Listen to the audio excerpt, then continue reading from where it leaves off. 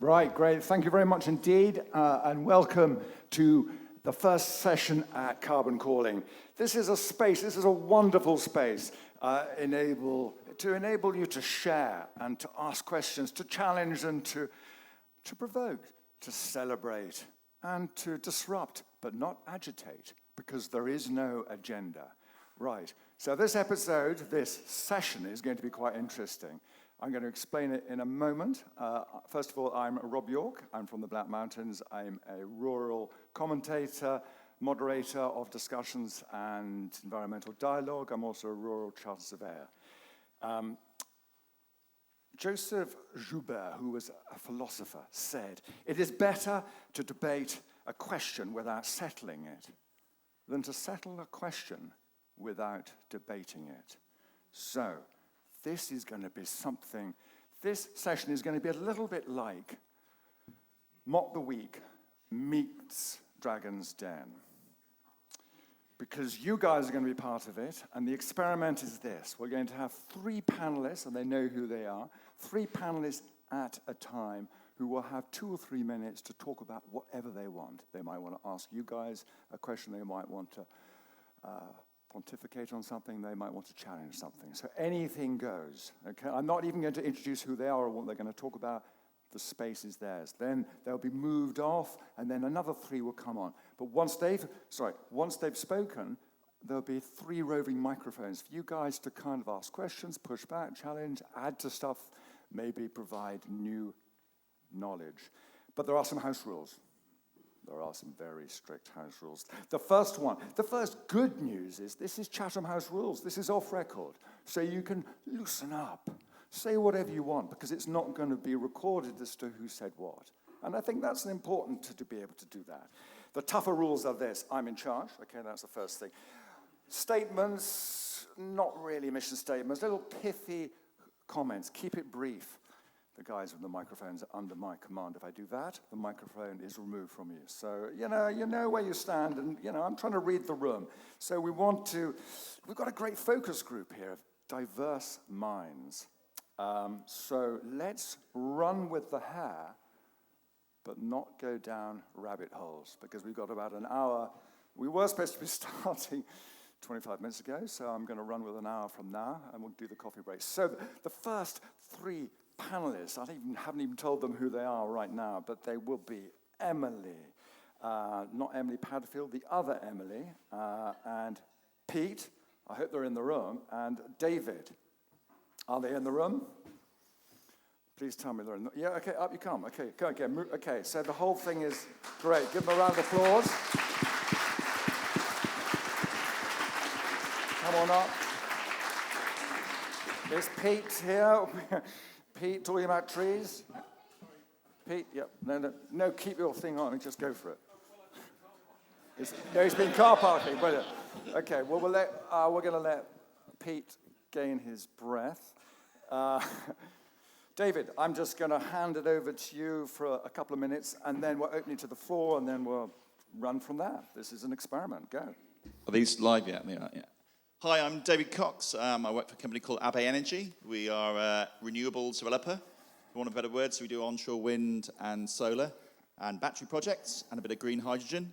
So my question really to the audience is, with the race to net zero, you a lot of you in the room are obviously landowners. Is it possible to have a balance between renewables and also food security and also habitat mitigation? Can we actually achieve those 3 things together at the same time, bearing in mind that the big targets that we've got to get to in the next 10, 15 years? So that's very simply my sort of opening statement. Okay, well, that's very short and sweet. Anyone want to put their hand up and respond to that in any way or add a comment? Yes, please, there. No, wait for the mic. Thank you. No, until we put a ceiling on the amount of energy that we're planning to use. Very, very much so. I completely agree with you in terms of energy efficiencies throughout the different sectors, whether it's transport, whether it's residential, whether it's commercial. There's so much more that can be done at that level. and more energy is being consumed in this country. So, yeah, I quite completely agree with you. Until there is an actual cap put on that, we don't know what we actually have to get to. Therefore, for my world, in terms of renewable energy targets, we don't know where we can get to. Yes, please. Solar should be first put on every single rooftop and every single car park. I mean, one, because it cools your car down, it's great on a hot day, and that is now being done in the UK. It needs to be done much more rapidly, and hopefully there'll be more funding to do so before we take up land for solar. Okay. Yeah, we're working on a couple of car park schemes. France have actually put it into legislation, though, that every new car park in France has to have solar on. That's not the case at the moment in the UK. Maybe things will change now with the new government, but yeah. Okay. We have to be mindful while we're racing to net zero of the resources we're digging out from other, impoverishing other countries and other places in the process. So without being mindful of that, I think we can't have the sort of like, it's a bit conceited to be talking about net zero. Yeah. Okay. So in terms of the, I presume you're referring a lot to the magnets that are in wind turbines and various, China's mined a lot for different elements which are used in the manufacture of that. Yes, supply chain needs to be looked at and greened as much as possible. Yes, we're not quite there yet, but other energy technologies also use. But I think each technology needs to have an audit to show what is actually being used and where it's coming from. So yeah, I think it's for the industry to try and show that, to go, right, this is where we can't do everything completely from sustainable resources, but we need to strive to get there. Okay, right.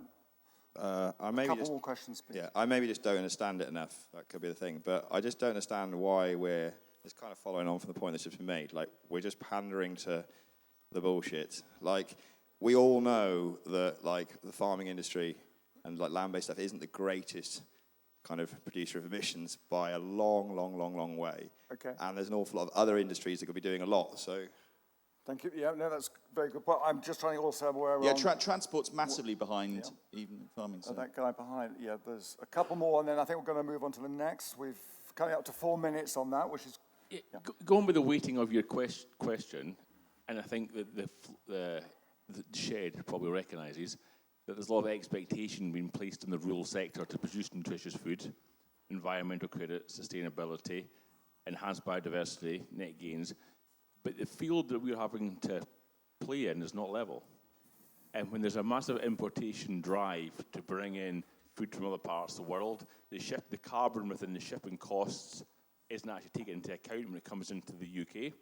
Okay. I think that conversation needs to be dealt with first, so that when we are sweating and toiling and achieving what needs to be achieved, and I think we can, and the knowledge is in the room to achieve all of this, but we need to be working with a level playing field to get the rewards of our endeavours. Okay, thank you.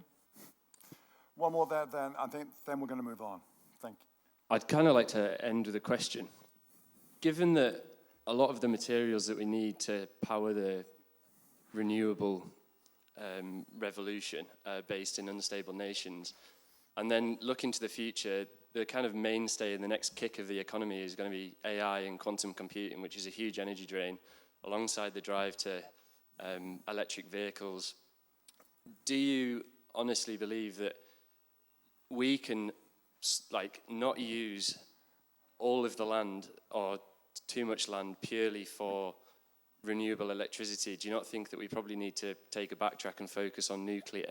Okay, fine. No, that's a good. And if you could have your final wrap up, reply, whatever. Yeah. Okay, so next.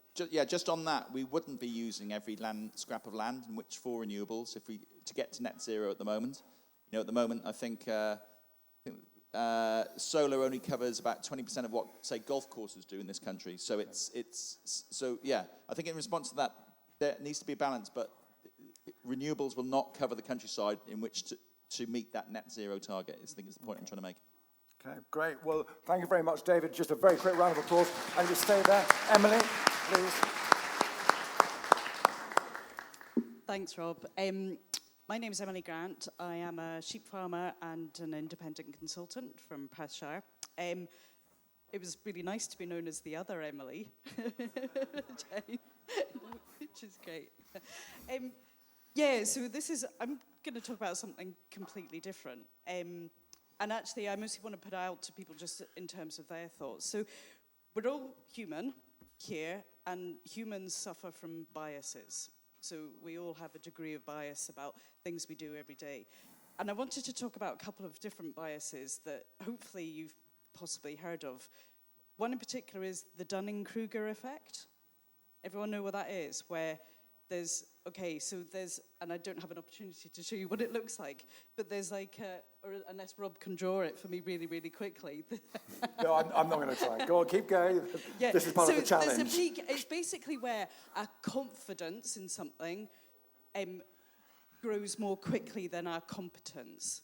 So there's known, you'll see a chart occasionally sometimes about the peak of stupidity, where we're learning something new, but actually we don't know nearly as much as we think we know, and you fall into the valley of despair. But there's also really good research that shows, for example, new pilots, once they've got to between 600 and 800 hours of flying time, they're most at risk of having an accident. Yeah, because their confidence has outcompeted their competence. So, and then there's another bias that I think we potentially suffer from, which is called desirability bias, which is where we really believe in something that we actually just want to be true, rather than maybe necessarily is. So I just wonder, and I throw out that because I think sometimes actually does a movement like Regen Ag, how does it avoid some of these biases? How do we make sure? Because I think these biases actually can have quite an impact on your business. So if anyone's got examples of how they try and avoid it, but how do we avoid some of these really human traits that we have and biases and make sure that we are making really good decisions? Great. A great challenge there. Thank you very much. Any hands going up? Yes, one over there, please. Hi, Emily. Change is really difficult. And once you start changing things, the ball starts rolling, you change a lot more. Where's the balance between change and thinking out of the box and looking back on, you hear so many people going on about the education system in agriculture and how behind the times it is. But is it really behind the times? Because to me, it set me up. It didn't teach me to think differently, but it certainly set me up with a basic scientific knowledge in which later years, 30 years later, made me question it. What's your thoughts on that? Yeah, but how much do you value that background, Doug? How much do you pull on it, and how much does it change, or how much does it impact on your decisions? I think you've hit on the really good point about questioning and critically thinking what you've already done, but do you ever think forward about making a change? Do you ever, sometimes in businesses we have what you call pre-mortems rather than post-mortems, where, a group will get together and they'll think about, okay, this is where we want to get to, but they'll decide, what's the worst that can happen? How can we avoid not ending up where we get to? But I'm just wondering whether people do that as part of their businesses anyway. Okay. A question coming in there. Thanks, Emily. A brilliant question. I would say evidence and monitoring on your own farm is a really good starting point. So I work a lot with hill farmers and commoners, and it's not just regen agriculturalists who are it's a human condition, as you pointed out. So I would suggest that actually measuring and both the financial and the production on your own farm, and then questioning that, and maybe using other people to help you question might be another way forward. Can I briefly ask then, hands up, who does a lot of financial monitoring and KPI? Okay, Thanks, that's kind of 15% of the room, very roughly. I think we're coming up to the last. I think you really bring up a fantastic. I'm over here. I think you really bring up a fantastic point, and it's something that I began to worry about in the regen space. I've seen a lot of businesses go through a lot of change, and I think if there's one thing to do and be careful about is it's trial small and implement quickly.